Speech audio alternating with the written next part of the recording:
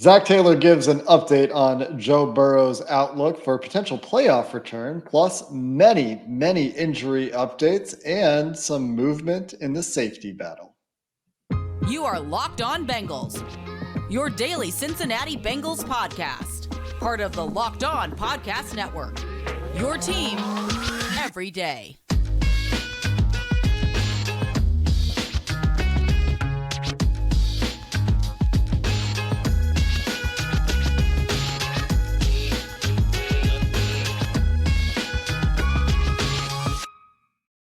What's up, Bengals fans, and welcome to another episode of the Locked On Bengals podcast. I'm your host, Jake Lisco. He's your host, James Rapine. We've got a grab bag of topics today, a whole lot going on the injury update front with the Cincinnati Bengals. And for those of you watching on YouTube, you just got to look at a new fun feature on James's shiny new camera, some fireworks going on there. But we're going to start, James, What with is that? Pause. What was that? We're not pausing the podcast. Let's stay live. What was that? That was wild. You didn't do that on purpose? No, I had no idea. I did thumbs up. Does it yeah. Oh my gosh. It's pretty cool. All right. Well, yeah. Give us a thumbs up on YouTube and subscribe just for that feature alone. Man. James got a new camera. It reacts to his gestures, apparently, with a green screen like fireworks effects. Today's episode of Locked On Bengals brought to you by the Gametime app, where you can use code LOCKEDONNFL to get $20 off your first purchase. Last minute tickets, lowest price, guaranteed with Gametime. And James, we're going to start today with Joe Burrow, as you can't get enough of your camera's fireworks feature. They shouldn't have given me this power. It's over. No, we'll have to do something about that. Sony, what are you doing? Sony. Zach Taylor met with the media on Monday, and there was a brief update on Joe Burrow, which, to summarize, and James, I'll let you jump in, was they're still doing some investigation as far as what kind of surgery exactly will need to be done. And it doesn't sound likely that he would make a return if the Bengals were to make a playoff run. Yeah, I think there's some unknowns here still. And the reason why is, if they could get this surgery done by now, they would have. I think he would have probably underwent surgery in an ideal world today. And that's because obviously it's a Thursday game. You're evaluating Friday. You have the weekend. You figure it out. You get him to the doctor for a Monday. Well, they're still evaluating. They're probably looking at the different ways maybe to do the surgery, the best way for a pro football player to go through this specific surgery. And so, yeah, it could be a little bit. I'm curious to see if Joe's around on Wednesday when I'm back in the building. But it's a bummer about the playoff run idea. I think there are a bunch of our listeners, certainly Bengals fans out there, wondering it. And so it's a bummer. But Joe Burrow's season is over.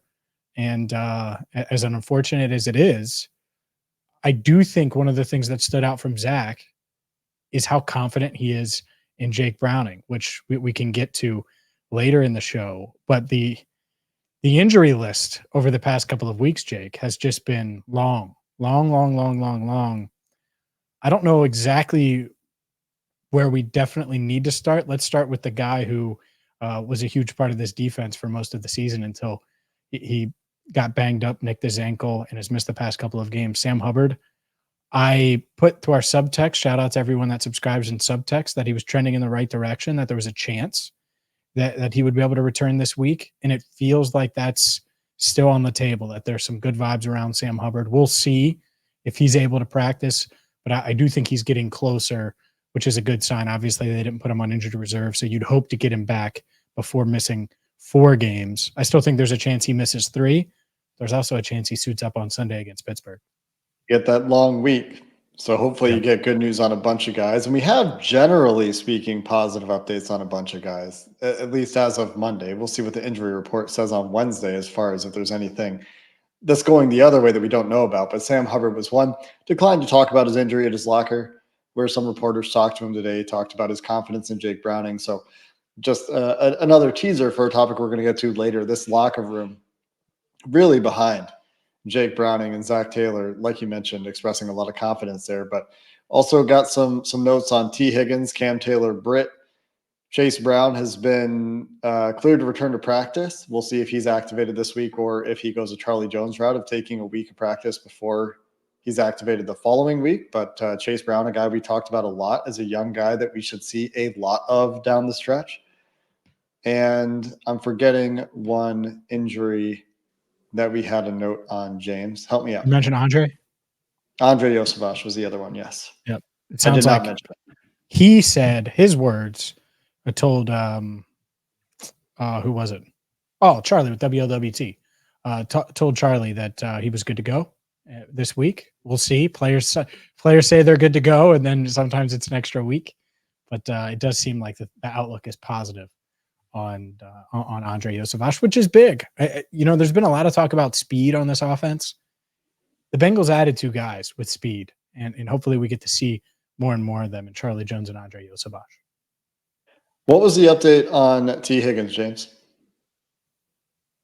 I didn't see much of an update on Tee Higgins. Was there one? I think it's a we'll see. I don't think there's much else. Perhaps I misspoke on Tee Higgins. I thought that there were some positive vibes on Tee Higgins. So my apologies if I missed something there. Got some wires crossed.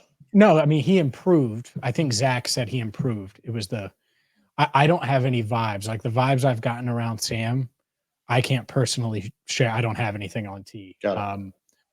I will say this. Initially, it felt pretty serious. So we'll see if he's improved enough to be able to go. But again, not putting him on IR, I think they left that door open for a reason. So imagine if they could get T back and Hubbard back and Iosivas out there. It's never going to feel complete the rest of the year, but it would feel better going up against a Pittsburgh team that is certainly beatable, by the way. That's part of how we should start this week. Pittsburgh Steelers are beatable. Oh, no way. The Pittsburgh Steelers with one of the most anemic offenses in the league? I joked. I was on a show on Monday. I said how prolific their offense was, and I said it with a straight face, and it took them a second for it to register. Pretty good. That Jake Lisco. Yeah.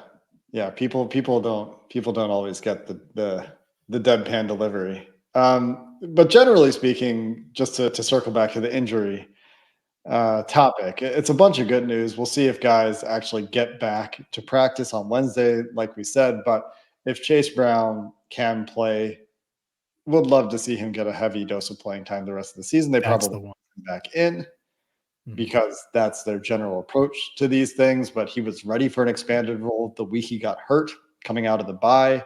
It's something that all of the coaches, I think, that would talk about it on the offensive side of the ball, meaning not defensive coaches, did allude to his role expanding. So if he's ready to go, expand that role, get a good look at him down the stretch here, because he is one of those young guys that we've talked about should be getting a lot of reps. But just to reiterate the point again, if you listen to Sam Hubbard at his locker, these guys aren't ruling anything out. They're taking a very week-to-week approach.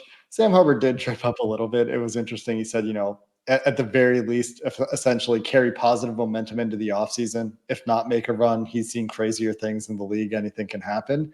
So I thought that was a funny moment for Sam Hubbard, where maybe he was a little bit more transparent than he intended to be. But either way, they've adopted a week-to-week mentality throughout this season. We've talked about it a lot throughout this season, and that still exists. No doubt. And there's some honesty there. Sam was here pre-Joe. He knows what Joe means, We all do. That doesn't mean, that doesn't mean that they can't win. I mean, they can win. Now, is there a limit to where they could get to? Most likely, more than likely, yeah, of course. And they know that, and that's why it was probably nice to have that mini bye to mentally reset, understand what you're looking at, understand what you're dealing with, accept it mentally, physically, spiritually, emotional, all those things, and attack this week. And that's what I think literally every fan, everyone listening, we certainly had to do from a coverage standpoint and a what the hell, man, no Joe Burrow. Like there's a lot, and everybody did that. And so we're ready to go. I think they'll be ready to go. And let's dive into the safeties, because Nick Scott has taken a lot of criticism, some of it fair, some of it I think a little bit overblown for what has happened to the Bengals defense. Let's get to the elephant in the room. Has Jordan Battle won the battle? We'll dive into that coming up next. Today's show is brought to you by Gametime. You shouldn't have to worry when you're buying tickets to your next big event. Gametime is fast and easy, and it's the best way to buy tickets for all of the sports, music, comedy, and theater events near you.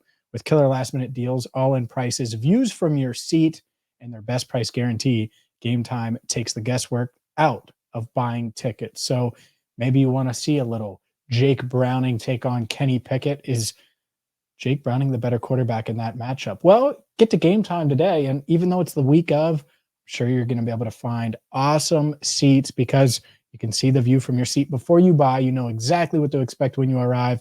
And right now, Gametime is going to give you $20 off your first purchase. All you have to do is download the Gametime app, create an account, and use code LOCKEDONNFL for $20 off. Terms apply. Again, create an account and redeem code LOCKEDONNFL, LOCKEDONNFL for $20 off.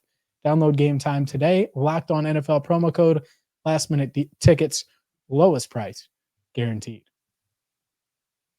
Episode of Locked On Bengals is sponsored by BetterHelp, and the holidays can be a lot for anybody, not to mention a Bengals fan that is dealing with and processing Joe Burrow's season-ending injury. And whatever's going on for you, it's natural to sometimes have some sadness or even anxiety when the holidays come around, depending on what's going on in your family and all those things. And therapy can help you get the tools to deal with and process those feelings. BetterHelp is a great place to start. If you're thinking of starting therapy, BetterHelp makes it very easy to get started. It's entirely online. It's designed to be convenient, flexible, and suited to your schedule with multiple different mediums with which to interact with your therapist. They've got a questionnaire matching system that will match you with a therapist that specializes in the areas you want to work on as well. And if it's not working for whatever reason, you can switch therapists at any time for no additional charge. So find your bright spot this season with BetterHelp. You can check it out at betterhelp.com/lockedon, and you'll get 10% off your first month. That's BetterHelp, HELP.com/lockedon. Jake, let's get to the safety battle and the news. And we talked about this on Monday's show. The fact that Jordan Battle probably has overtaken Nick Scott in that starting safety role. And Zach Taylor didn't want to say it that way, which is smart. You don't want to lose the veteran in Nick, and certainly publicly. But praised Battle for his performance against the Ravens, said he's going to continue that type of playing time moving forward. Read between the lines on what that means. Before we get to Battle, Nick Scott has been like a punching bag online, and I'm not saying he's been good. I just want to say I don't think he's been the sole reason why this defense has been so leaky this year. I know he's part of it. There's no doubt, and I'm excited to see Battle. I think the default is Nick Scott on defense and Cordell Volson on offense. It's wild how much it is, but I think it almost gets parroted across social media. Some of that's fair. I'll just say that. They're both. I mean, No, I agree. It's just not all Nick's fault. It's not everybody hates Nick. Like everybody hates Chris. It's not everybody hates Nick, but everybody does right now, and I don't think that's fair. There's 11 guys on the field for both units. It's never one guy's fault. Never.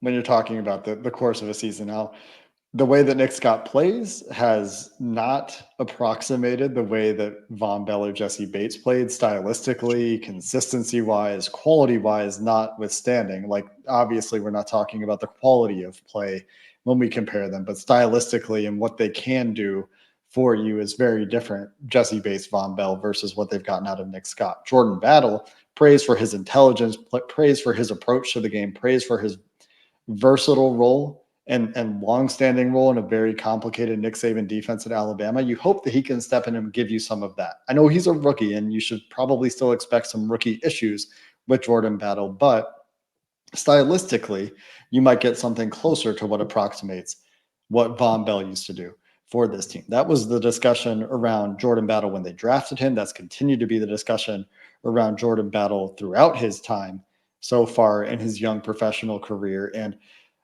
we're a little bit later than, you go back to our preseason episodes, James, like, oh, Jordan Battle over under week 6, week 7. When's he going to take this job, or a little bit later, but he did have a growing role throughout the season. And this seems to be the natural conclusion for that role. And you could have Nick Scott slide into a backup role. It maybe is where he's better suited. He's paid like a veteran backup, roughly speaking. It's not like he's getting paid a ton.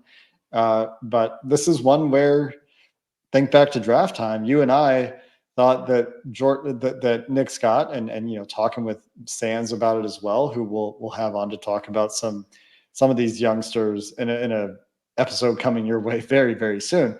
But think back to the draft time. This is one place where we were not spot on about Nick Scott and him being a guy that made it so the Bengals didn't have to draft a safety.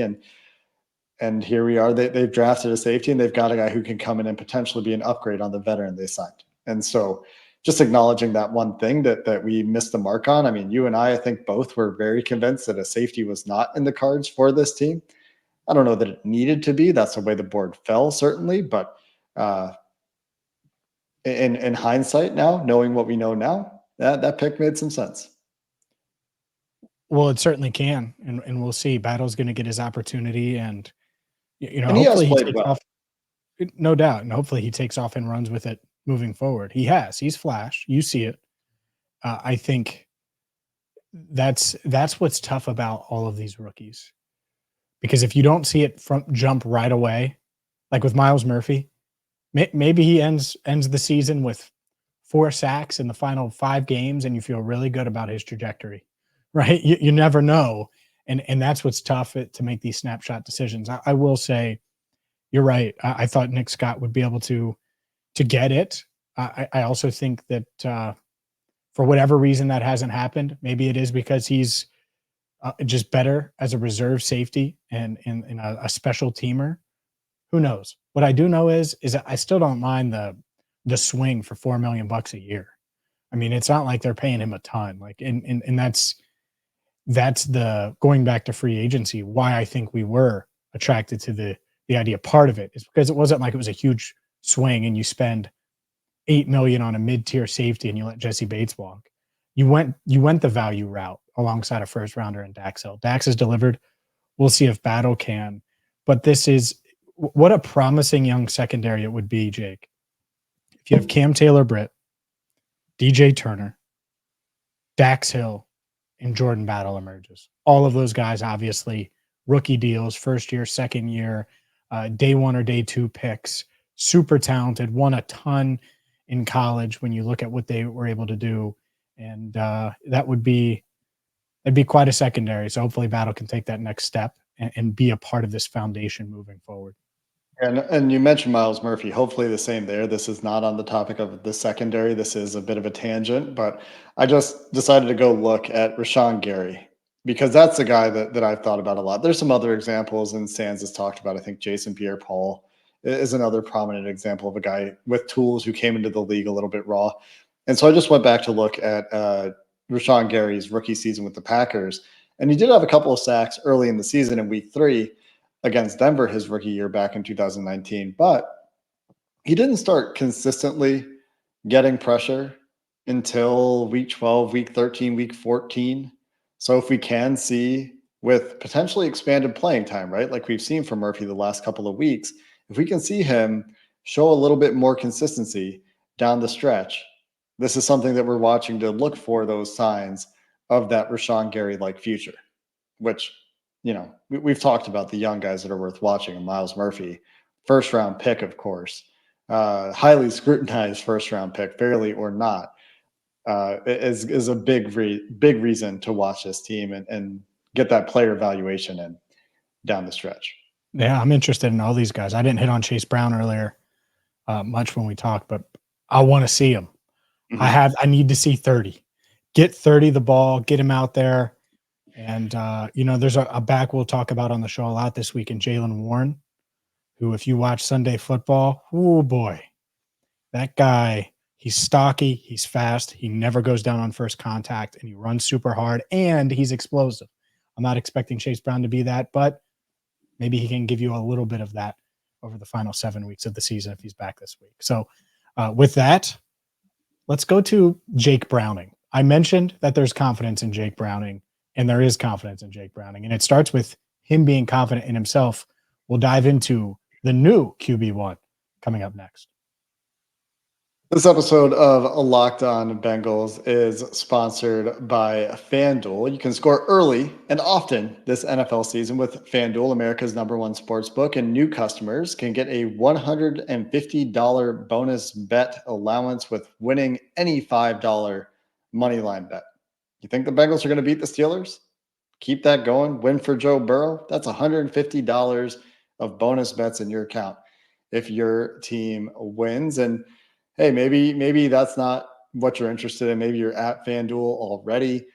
One thing that stands out to me is right now, Caleb Williams -320 against the field to be the #1 overall pick. We've got draft props already, and we are more into draft season than we've been at this time of year for the Cincinnati Bengals for Take the a field. solid 3 years at this point. But if it's not that, spreads, players, props, overs, unders, over-unders, and a whole lot more. Like I just said, they got a bunch of draft props as well because it's that time of year for some teams. So visit FanDuel.com/lockedon to get into it this NFL season. FanDuel is the official partner of the NFL. Today's show is also brought to you by Streetside Brewery. Beer is all they make. Owned and operated family and locally here in Cincinnati since 2016. They're award-winning. From pastry stouts to coffee, blonde, brown ales, fruited sours. The thing I love about Streetside, they're always coming out with something new, something unique. They have 24 taps all the time, from full pints to 4 ounces. They're going to have the size that's perfect for you, whether you want to taste all 24 or have a full pint of one of their awesome lagers or New England IPAs. I love Streetside, the variety, the quality, the fact that they are Bengals fans. Make sure you check out their pregame tailgate each and every week before Bengals games and Bengals home games. This week, obviously, they will be at 4003 Eastern Avenue in Columbia, Tusculum, near Lunken Airport. And yeah, they'll have special giveaways and specials for that tailgate party. So get there for that, or check them out Monday through Friday for happy hour, 4 to 6. It's not the west side or the east side. The best side is Streetside.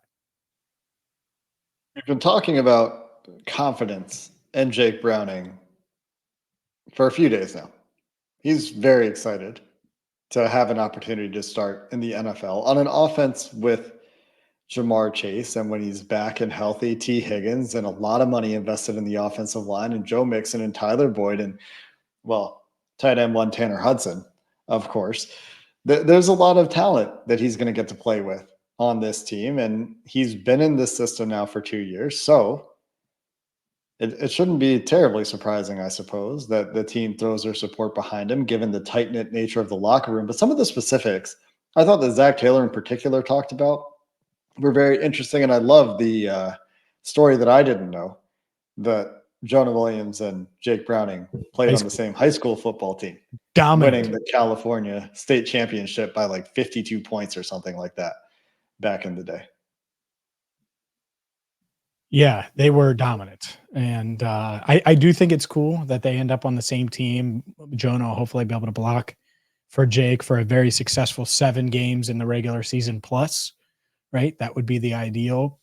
And I love that for them. I like that Jake's ready to play. Like in his mind mentally, I think he was bummed about that Monday night game deep down because he thought he was going to play and then he didn't, and he was ready to go. And not that he was rooting for Burrow to be hurt. That's not what I mean. But personally, of course, he wanted to be out there. And so now he has a shot. And it's really, really hard to go from undrafted to practice squad to finally making a roster to actually starting games. And there's no guarantee he starts all 7, but he's got a chance to start 7 games, put great film out there. And if he does, Jake, as in Jake Browning, could solidify himself as a backup quarterback in this league for a while, on a roster, and get that bench in and all of those things that you think about doing. That's what these 7 games are. And it could go a long way. Just ask Brandon Allen what happened when he came in for Burrow. Just a couple of, that Houston Texans performance on the road against Deshaun Watson, leading the Bengals in 2020 to a victory, that helped him. And now he's got a bunch of years accrued, and is in good shape. So I do think that there is some confidence in him. I think the offense could look a little different. He brings that more of a running style. He ran at Washington. And oddly enough, I watched a ton of Browning back in the day because they obviously drafted John Ross, and that was John's quarterback back at Washington. So who would have thought that the Bengals' former first-round pick would be retired and his quarterback would be starting for the Bengals? Not Yeah, me. that is a funny little quirk that John Ross is out of the league, and now Jake Browning, full circle, is going to be Oof. starting a regular season game for the Cincinnati Bengals. Brian Callahan had some interesting praise for Jake Browning as well. And they're all going to talk him up, of course. So, you take everything with a little tiny grain of salt, but Brian Callahan always with us has been transparent and tends to give you a little bit more meat to chew on in his quotes than other coaches do around the league. So, I mean, maybe we need to start taking them at their word. We'll see on Sunday, of course. But when he says, Brian Callahan, that is, that Browning and Burrow play the game similarly and you don't need to cut anything back. And your OC is saying that after Zach Taylor has said similar things. Maybe there's something there from a stylistic perspective. I mean, I still think that what I said yesterday is the same, and they're going to make things easier for him. But wow. If you're not watching on YouTube, James is testing out the automatic graphics from his new camera, and 2 thumbs down apparently makes it rain, and it's dark and It ain't rainy on the money. screen. It ain't Not money. not in the money way. Because I would have snatched that money. No, look, come on. I mean, It is. they are going to be at their core like the same offense, but they will make things Sure. easy. They'll take things off Browning's plate. That's what I think is fun. Like, of course, they're going to still use their core plays, and I think that's what Zach and Brian like. That's why they answer it that way. Is they're not lying. But guess what? Nothing else is the same. I think they'll be under center more. I think that they'll take a ton off of Browning's plate. Burrow he's got everything on his plate. He is like, Professor Clump at the $5 buffet line. Like that's what it's like. And, everything is on his plate and he shoulders the entire load. Jake, it wouldn't be that way and it shouldn't be that way. They need him to not turn the ball over, make plays when they're there. And that's kind of it. And it's on them and the guys around him to do the rest. Like if he does those 2 things on Sunday, Jake's done his job. Now everybody else has to pick him up and make sure that they score enough points and get enough stops for a win. That's kind of my expectation for him. I don't know where you're at. I just really simplified it. I know it's not that simple, but to me it kind of is.